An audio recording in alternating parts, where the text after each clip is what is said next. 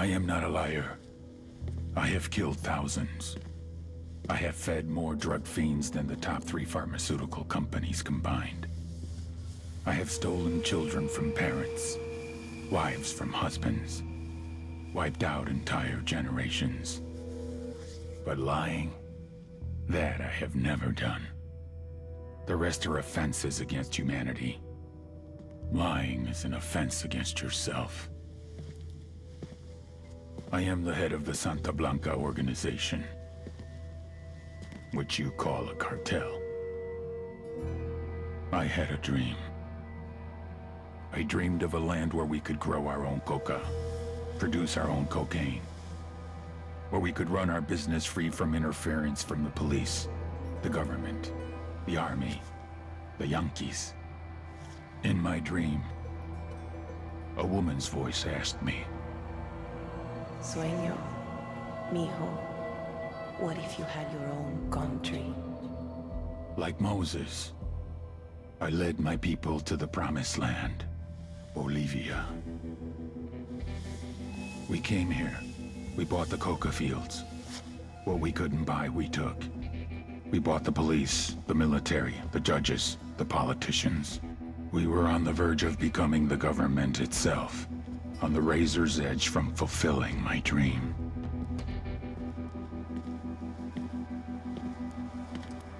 Of creating a narco-state. The nation of Santa Blanca.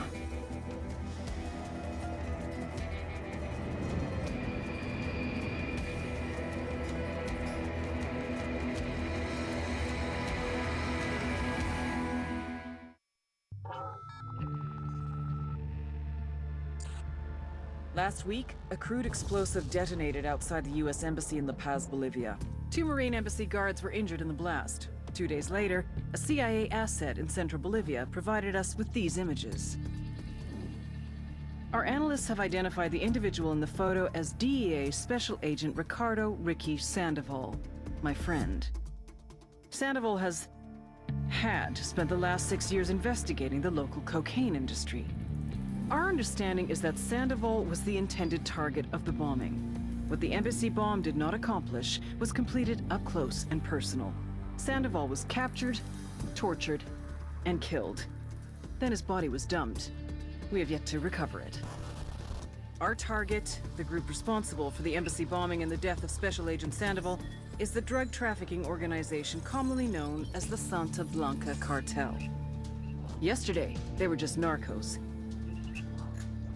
Today, they're narco-terrorists. Initially, the Bolivian government resisted the Mexican cartel. They formed UNIDAD, a Bolivian special forces unit. It didn't go as planned. Thousands of bodies later, politicians, police officers, and journalists have become an endangered species. The Bolivian government has imploded on itself. With no other options, the new president made a deal with Santa Blanca. You stop killing our people, we'll look the other way. Since then, Santa Blanca has turned Bolivia into the nexus of the South American drug trade. With their friends in Mexico, they also have a clear pipeline to the US and Canada. The only way to stop Santa Blanca for good is to completely dismantle them, piece by piece. The cartel is organized into 4 operations: production, smuggling, security, and influence. At the top of it all is El Jefe de los Jefes, boss of bosses, El Sueño.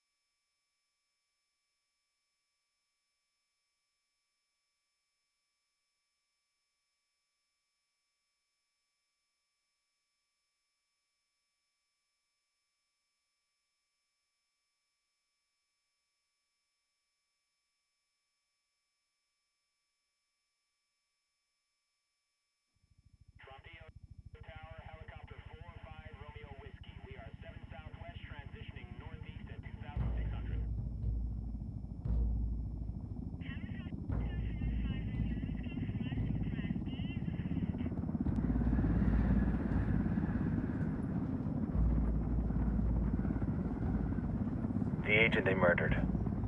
You knew him? He was a friend of mine. Sorry for your loss. I could say it comes with a job, but it doesn't get any easier. No, it doesn't.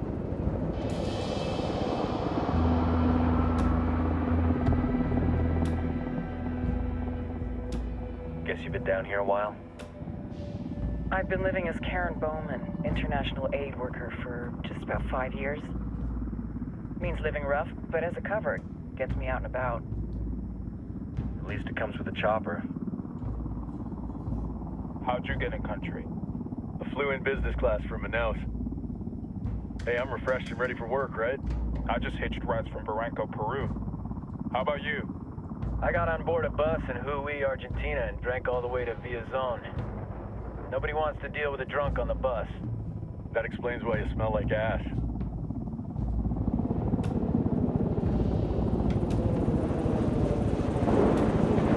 I've heard rumors about you guys. I was a rookie field officer in Moscow when the coup went down. There was talk you were involved? Nah, it must have been someone else. We were never there. It's not every day you get to meet an urban legend in the flesh. Huh, you should tell that to my kid. Maybe he'd listen when I tell him to take the trash out. Is it hard being someone who doesn't officially exist? You tell me, Karen Bowman, international aid worker.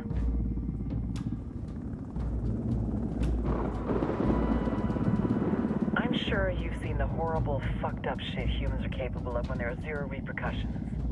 But let me tell you right now, no matter how you compartmentalize, how you desensitize, you can't prepare for El Sueño.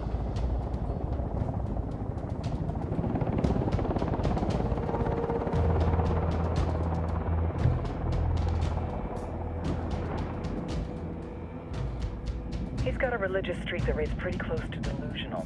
He's taken vows of poverty, chastity. If he's not in it for the chocha or the money, he's in it for the power. This joint task force is CIA, DEA, JSOC. I'm your resident spook for this ride. Welcome to Operation Kingslayer. Our briefing said there'd be a contingent of locals. The Qatar is 26. They're a group of rebels who've been giving Unidad and Santa Blanca some resistance. We'll meet their leader, Pakatari, as soon as we touch down. Bolivians have a long history of hating us Yankees, but this time, let's hope the enemy of my enemy will be my friend. But don't turn your back on him. I'm not going to.